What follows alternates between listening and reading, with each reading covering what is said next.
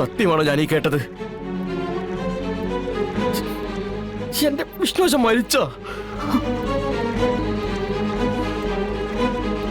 അത് കമല, ഞാൻ വേണ്ട, ഒന്നും പറയണ്ട. ഒരൊറ്റ കാര്യം എനിക്ക് അറിഞ്ഞാ മതി. എന്റെ ആശാൻ ഈ ലോകത്തില്ലേ? കമല, അത് പറയാൻ പറഞ്ഞോളാം. പറ. എന്നോടൊരു വാക്ക് പോലും പറയാതെ എന്റെ ശരി ഭൂമി വിട്ടു പോയോ?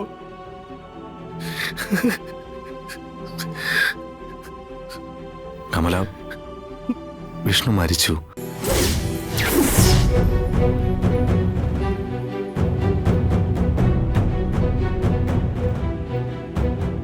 ചടങ്ങുകളും കഴിഞ്ഞു.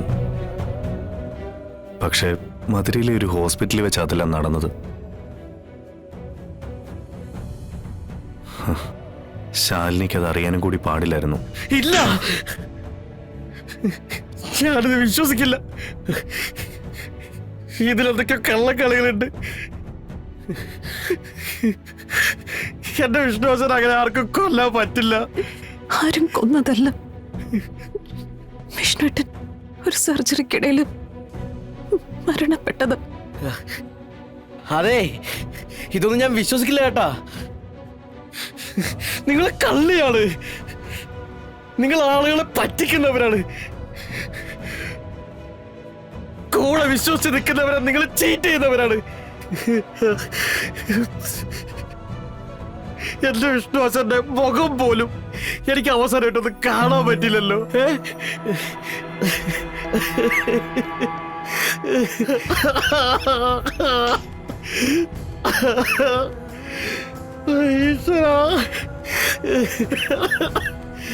എന്തൊരു ജന്മമാണ് എന്റേത്.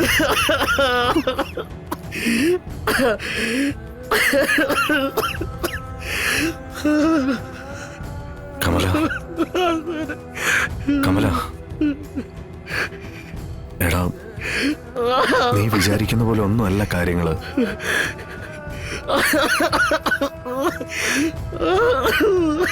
ശാലിനി ഇക്കാര്യത്തിൽ നിരപരാധിയാണ്. മാറ്, വേണ്ട, എനിക്കൊന്നും കേക്കണ്ട. ശിവനാശൻ അറിയോ, വിഷ്ണുവാശന്റെ ഹൃദയത്തിലെ രണ്ടുപേരെ ഉണ്ടായിരുന്നുള്ളൂ. ഒന്ന് ഏട്ടത്തേമ്മയും ഒന്ന് ഞാനും. ആശാനെ എന്തിനും എന്നെ കൂട്ടുമായിരുന്നു. എന്റെ ദേഹത്ത് ഒരാളും ഒരു തരം മണ്ണ് വാരിയുടെ വിഷ്ണുവാശൻ സമ്മതിക്കില്ലായിരുന്നു. അതിന് കാരണം എന്താ? ആ ഹൃദയത്തിൽ ഞാൻ ഉണ്ടായിട്ടില്ലേ? ഇപ്പൊ ശിവരാശൻ ചെയ്യുന്ന പോലെ സ്നേഹിച്ച് കൂടെ കൊണ്ട് നടക്കുമായിരുന്നു എന്റെ വിശ്വാസം.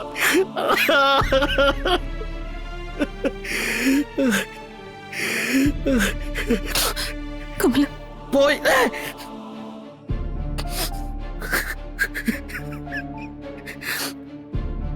പോട്ടെ, എല്ലാവരും പോട്ടെ. ഏട്ടത്തിയമ്മേ, എന്റെ ഏട്ടത്തിയമ്മ എന്നെ ഇങ്ങനെ ഒറ്റപ്പെടുത്തുന്നത് ഞാൻ കരുതിയില്ല.